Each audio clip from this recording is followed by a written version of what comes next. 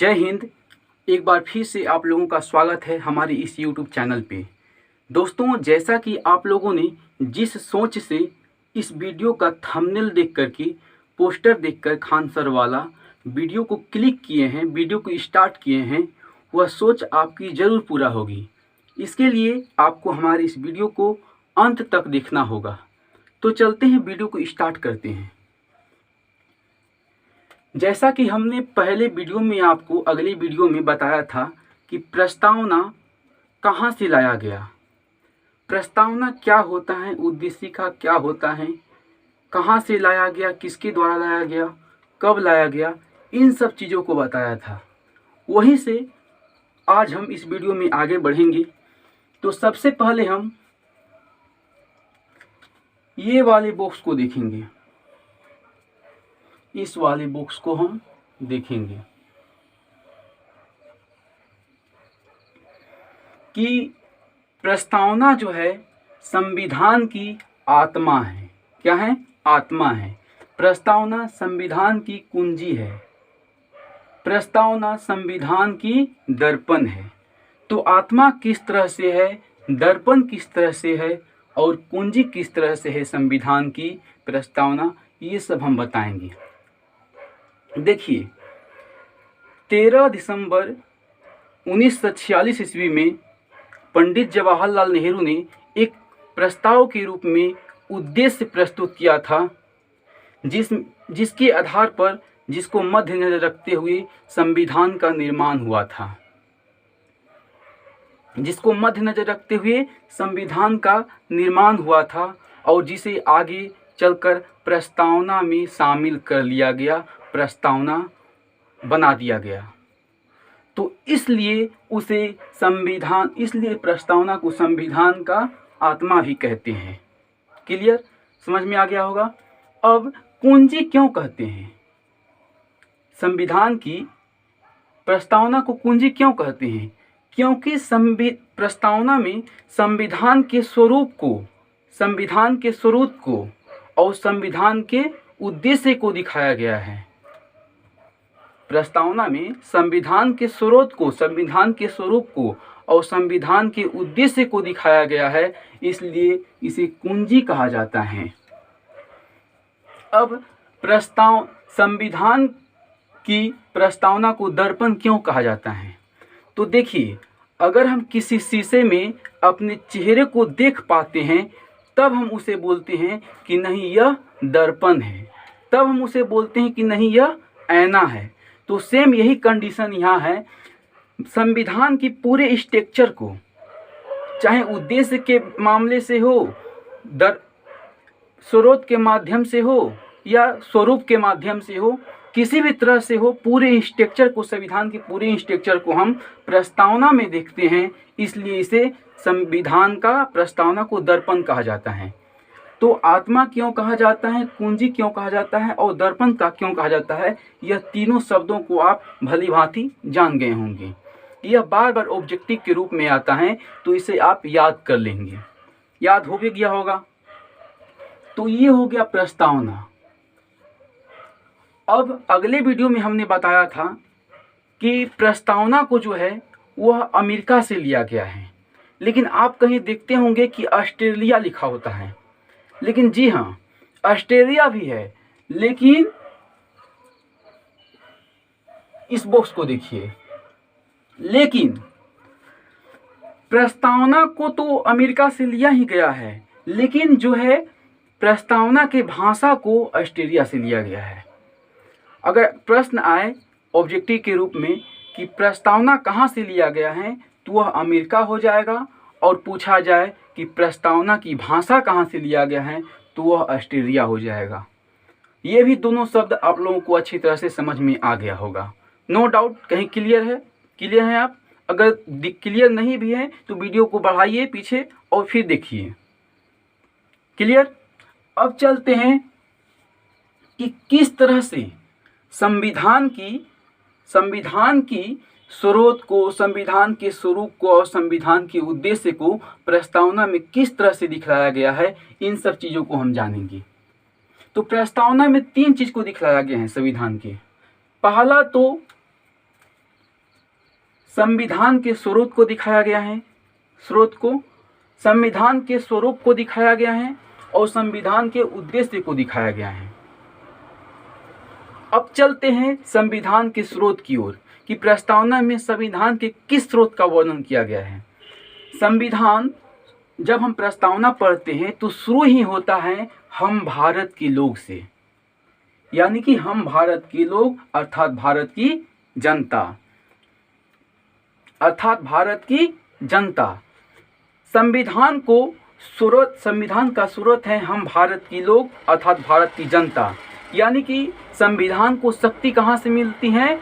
हम भारत के लोग से, हम भारत की जनता से संविधान को शक्ति मिलती है। ऑब्जेक्टिव के रूप में अगर प्रश्न आए कि भारत में सर्वोच्च क्या है, तो संविधान, और संविधान को शक्ति कहाँ से मिलती है? तो जनता के द्वारा, जनता से शक्ति संविधान को मिलती है। और संविधान सर्वोच्च होते हुए प्रशासनिक व्यवस्था को व्यवस्थित करता है, संविधान सर्वोच्च होते हुए भी प्रशासनिक व्यवस्था को व्यवस्थित करता है। तो क्लियर, भारतीय संविधान का स्रोत क्या है? तो हम भारत के लोग यानी जनता। भारत में सर्वोच्च क्या है? तो संविधान। संविधान को शक्ति कहाँ से मिलती है? तो हम भारत के लोग के द्वारा। और संविधान सर्वोच्च होते हुए भी प्रशासनिक व्यवस्था को व्यवस्थित करती हैं। ये तो हो गया, एक ही था, संविधान के स्वरूप एक ही हैं, हम भारत के लोग। अब आते हैं स्वरूप की ओर। तो संविधान की जो स्वरूप हैं वह प्रस्तावना में 5 हैं। 5 स्वरूप को जो है उसका वर्णन किया गया है। पहला है संपूर्ण प्रभुत्व संपन्न, दूसरा समाजवादी, पंथ निरपेक्ष, लोकतंत्रात्मक, गणराज अर्थात गणतंत्र। तो इसे हम एक एक करके समझते हैं। संपूर्ण प्रभुत्व संपन्न क्या होता है? इसका मतलब हुआ कि हमारा जो राज्य भारत है वह संपूर्ण प्रभुत्व संपन्न है, यानी कि आंतरिक निर्णय और बाहरी निर्णय लेने के लिए हमारा भारत संपन्न हो चुका है। यानी इसके लिए एक शब्द का प्रयोग करेंगे, संप्रभु राष्ट्र, यानी हमारा भारत संप्रभु राष्ट्र हो चुका है। विदेशी निर्णय लेने के लिए हमारा भारत संपन्न है, इसलिए संप्रभु संपन्न का वर्णन किया गया है प्रस्तावना में। समझ में आ चुका होगा। कहीं से हमारा भारत कमज़ोर नहीं है, हर तरह से आंतरिक निर्णय, बाहरी निर्णय, विदेशी निर्णय लेने के लिए हमारा भारत संपन्न हो चुका है। हमारा भारत एक संप्रभु राष्ट्र है, इसलिए संप्रभुत्व संपन्न का वर्णन किया गया है स्वरूप में। अब चलते हैं समाजवादी की ओर। समाजवादी को समझने के लिए हमें यूरोप जाना होगा। कार्ल मार्क्स के द्वारा, यह कार्ल मार्क्स के समय समाजवादी को मजदूर वर्ग और उच्च वर्ग के बीच संघर्ष के रूप में देखा जाता था, लेकिन हमारे भारत में ये ऐसा नहीं है। हमारे भारत में समाजवादी का मतलब समानता होता है। यह महात्मा गांधी जी के विचार से रिलेटेड है। महात्मा गांधी के विचार से रिलेटेड है समाजवादी, जो कि अभी के समय में मिश्रित अर्थव्यवस्था के रूप में उभरा हुआ है। तो ये समझ में आ चुका होगा। समाजवादी का मतलब समानता से है, जो अभी के रूप में मिश्रित अर्थव्यवस्था के रूप में भारत में उभरा हुआ है। अब आते हैं पंथ निरपेक्ष की ओर। पंथ निरपेक्ष क्या है? यानी कि हमारा भारत राष्ट्र जो है, भारत देश जो है, यह पंथ निरपेक्ष है। हमारे भारत देश में अनेकों धर्म के लोग रहते हैं, लेकिन राज्य का कोई अपना धर्म नहीं है, मेरे देश का कोई अपना धर्म नहीं है। बहुत धर्म के लोग रहते हैं यहाँ पे, लेकिन देश का कोई एक धर्म नहीं है। राज्य का कोई अपना एक धर्म नहीं है। देश किसी एक धर्म पे हस्तक्षेप कभी नहीं कर सकता है, इसलिए हमारा देश को क्या कहा गया है? पंथ निरपेक्ष। समझ में आ चुका होगा। अब चलते हैं लोकतंत्रात्मक। हम जानते हैं कि हमारा भारत देश एक लोकतांत्रिक देश है। हम सभी जानते हैं कि हमारा भारत देश क्या है? एक लोकतांत्रिक देश है। लोकतांत्रिक यानी कि जनता के द्वारा संचालित व्यवस्था। जनता जहां शासन के लिए जानी जाती हो उसे लोकतांत्रिक देश कहते हैं। अब्राहम लिंकन का वो स्टेटमेंट याद होगा कि जनता के द्वारा जनता के लिए संचालित शासन व्यवस्था। जो लोकतंत्र को दर्शाता है, तो इसे ही लोकतंत्र कहते हैं। समझ में आ चुका होगा। अब चलते हैं गणराज्य अर्थात गणतंत्र। देखिए, गणतंत्र और लोकतंत्र यह दोनों सेम है हाँ, लेकिन सेम होने के बावजूद भी अंतर इसमें नहीं है, अंतर इनके शब्दों में है। अंतर किसमें है? इनके शब्दों में है। लोकतंत्र और गणतंत्र इनके शब्दों में अंतर है। लोकतंत्र तो जहां जनता शासन के लिए जानी जाती हो वह लोकतंत्र हो गया, लेकिन गणतंत्र क्या है? गणतंत्र का मतलब जो संवैधानिक है, जो संवैधानिक लोग हैं जिस देश का, जैसे कि हमारे भारत देश का कौन है संवैधानिक? राष्ट्रपति, प्रधानमंत्री, ये लोग हैं। तो ये लोग जो हैं जनता के द्वारा डायरेक्ट चुने जाए या ना चुने जाए, लेकिन वंशानुगत नहीं होना चाहिए। आ गया समझ में? गणतंत्र में क्या होता है कि वह जनता के द्वारा चुना जाए या जनता के द्वारा नहीं चुना जाए, काल्पनिक रूप से चुना जाए जनता के द्वारा या वास्तविक रूप से जनता के द्वारा चुना जाए, लेकिन वंशानुगत नहीं होना चाहिए। समझ में नहीं आया? चलते हैं इसको समझने के लिए राजतंत्र एक शब्द लीजिए।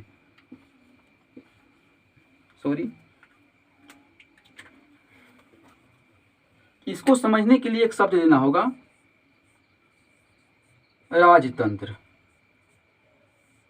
राजतंत्र में क्या होता है कि राजा का पुत्र राजा बनेगा। राजतंत्र में राजा का पुत्र राजा बनेगा, यानी कि यहाँ पर वंशानुगत हैं या क्या है? वंशानुगत हैं। लेकिन गणतंत्र ये वंशानुगत नहीं है। इसलिए नहीं है क्योंकि इसमें जो है काल्पनिक रूप से हो या वास्तविक रूप से हो, जनता के द्वारा ही चुनी जाती हैं, वंशानुगत नहीं होनी चाहिए। ये है इसका मतलब। तो समझ में आ गया होगा क्लियर? राजतंत्र वंशानुगत होता है और गणतंत्र ये वंशानुगत नहीं होता है। तो ये स्वरूप है 5 प्रकार के। अब चलते हैं उद्देश्य की ओर। उद्देश्य में पहले नंबर पे आता है न्याय, दूसरे नंबर पे स्वतंत्रता, तीसरे नंबर पे समानता, व्यक्ति की गरिमा, राष्ट्र की एकता और अखंडता और बंधुता। तो हम पहले न्याय की ओर चलते हैं। न्याय क्या है? संविधान का जो न्याय है वह प्रस्तावना में जो दिखलाया गया है वह न्याय क्या है, किस तरह के न्याय का वर्णन किया गया है। तो संविधान में 3 तरह के न्याय का वर्णन किया गया है। पहला सामाजिक,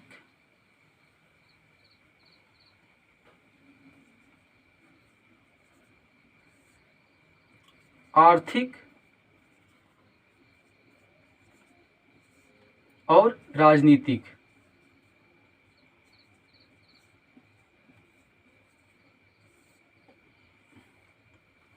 यह 3 तरह के न्याय का हमारे संविधान में वर्णन किया गया है। सामाजिक न्याय क्या होता है? यानी यह राष्ट्रवाद से संबंधित है, यानी समाज में सभी को न्याय मिलना चाहिए।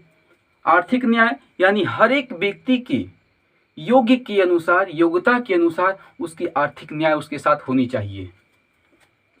और राजनीतिक न्याय का मतलब क्या होता है? जो भी व्यक्ति 18 वर्ष से ऊपर हो चुका है वह राजनीतिक फील्ड में आ सकता है, वह स्वतंत्र है। राजनीतिक फील्ड में आने के लिए उसे राजनीतिक न्याय समान मिलना चाहिए। ये हो गया राजनीतिक न्याय।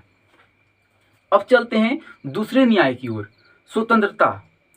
स्वतंत्रता का मतलब हुआ कि व्यक्ति को उस तरह की स्वतंत्रता दी जाए भारत में जिससे व्यक्ति अपने खुद की विकास करे और अपने विकास से राष्ट्र का भी विकास करे, देश का भी विकास करे। आगे की मौलिक अधिकार में हम पढ़ेंगे आगे चल करके कि स्वतंत्रता कितने तरह के होते हैं, मौलिक अधिकार में कितने तरह की स्वतंत्रता की बात कही गई है। ये स्वतंत्रता हो गया। अब आता है समानता। तीसरी न्याय क्या है? समानता। समानता का मतलब हुआ सभी के समान भाव, सभी के साथ समान भाव, चाहे किसी भी धर्म के हो, किसी भी जाति के हो, छोटा हो, बड़ा हो, मध्यम परिवार के हो, किसी भी तरह के हो, उसके साथ समानता करनी चाहिए, समान व्यवहार। यानी कि सामाजिक न्याय के रिलेटिव आ गया। अब आते हैं व्यक्ति की गरिमा। व्यक्ति की गरिमा न्याय जो है एक उद्देश्य के रूप में जो है व्यक्ति की गरिमा, यह क्या है? तो व्यक्ति की गरिमा यानी कि हमारे देश में सभी व्यक्ति को गरिमापूर्ण जीवन जीने का अधिकार है। हमारे देश में सभी व्यक्ति को गरिमापूर्ण जीवन जीने का अधिकार है। यह भारतीय संविधान का क्या है? उद्देश्य है। आगे चलकर हम पढ़ेंगे कि मौलिक अधिकार में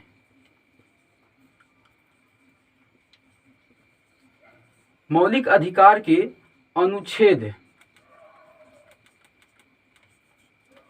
21 में मौलिक अधिकार के अनुच्छेद 21 में व्यक्ति की गरिमा के बारे में आगे हम डिटेल से पढ़ेंगे। अब आते हैं 5वां उद्देश्य में, राष्ट्र की एकता और अखंडता। चूँकि हम जानते हैं कि हमारा देश विभिन्नताओं में एकता वाला देश है, विभिन्नताओं में एकता वाला देश है। यहाँ अनेक धर्म के लोग, अनेक जाति के लोग, अनेक प्रकार की नीच जाति के लोग, उच्च जाति के लोग, मीडियम वर्ग के लोग, हर तरह के लोग रहते हैं, एक साथ रहते हैं। इसलिए बोला जाता है कि हमारा देश भारत विभिन्नताओं में एकता वाला देश है। चूँकि इनकी संख्या बहुत है, अनेक धर्मों के लोग रहते हैं, अनेक जाति के लोग रहते हैं, इसलिए अखंडता शब्द का यहाँ पे प्रयोग किया गया है। यानी एक उद्देश्य के रूप में है। यह भारतीय संविधान में इसे उद्देश्य के रूप में दिया गया है कि इस तरह से हमारा भारत होना चाहिए। राष्ट्र की एकता और अखंडता समझ गए होंगे। और बंधुता का मतलब होता है, बंधुता का मतलब ये होता है कि हम भाईचारा, आपसी भाईचारा, हमारा देश आपसी भाईचारा के साथ रहे, मेल मिलाप के साथ रहे, एक दूसरे से मिलजुल करके रहे और अपने राष्ट्र का विकास करे। यह भारतीय संविधान का क्या है? उद्देश्य है। तो क्लियर आप लोगों को समझ में आ चुका होगा। जब भी आए, पहला बात कि संविधान के स्वरूप को दिखाता है प्रस्तावना, संविधान के स्वरूप को दिखाता है प्रस्तावना, और संविधान के उद्देश्य को दिखाता है प्रस्तावना। इसलिए प्रस्तावना को आत्मा कहा जाता है, कुंजी कहा जाता है, दर्पण कहा जाता है। क्लियर, समझ में आ गया होगा। अब बात करते हैं संविधान और प्रस्तावना के विषय में कुछ अन्य बातों को। जैसे कि प्रस्तावना को संविधान की आत्मा कहा जाता है, कुंजी कहा जाता है, दर्पण कहा जाता है। उसी तरह कुछ संवैधानिक व्यक्ति ने प्रस्तावना को अलग अलग बात कहा है, अलग अलग स्टेटमेंट दिया है। जैसे कि N.A. पालकी वाला प्रस्तावना को संविधान का परिचय पत्र कहते हैं। जिस तरह से हम अपना पूरा परिचय, अपना पूरा डिटेल, हम पूरा एड्रेस एक पत्र में लिख देते हैं, तो वह क्या हो जाता है? परिचय पत्र मेरा हो गया। तो उसी तरह चूंकि संविधान की सारी चीज़ें को प्रस्तावना में दिखलाया गया है, इसलिए इसे क्या कहा गया? परिचय पत्र। किनका कहना है? N.A. पालकीवाला का कहना है कि संविधान की परिचय पत्र प्रस्तावना है। लेकिन वहीं पे अल्लादी कृष्णा स्वामी अय्यर कहते हैं कि जो प्रस्तावना है संविधान की दीर्घकालिक सपनों का विचार है। दीर्घकालिक यानी पहले जमाने के लोग भारत को इस रूप में दिखना चाहते थे, इस रूप में, इसलिए इसे कहा गया कि जो प्रस्तावना है संविधान की दीर्घकालिक सपनों का विचार है। उनका सपना था कि हमारा भारत आगे चलकर इस तरह से दिखे। क्लियर, समझ में आ चुका होगा। अगर आप लोगों को वीडियो आज का समझ में आया हो पूरा, तो नीचे कमेंट करके बताएं कैसा लगा वीडियो, आप कहां से हमारे वीडियो को देख रहे हैं, वह भी अपने पता एड्रेस कुछ कमेंट में लिखें, ताकि हम भी जान सके कि उस जगह से हमारे वीडियो को देखा जाता है। बाकी आज का वीडियो कैसा लगा, अगर अच्छा लगा होगा तो वीडियो को लाइक कीजिए और चैनल को सब्सक्राइब कीजिए। मिलते हैं नेक्स्ट वीडियो के साथ, तब तक के लिए जय हिंद,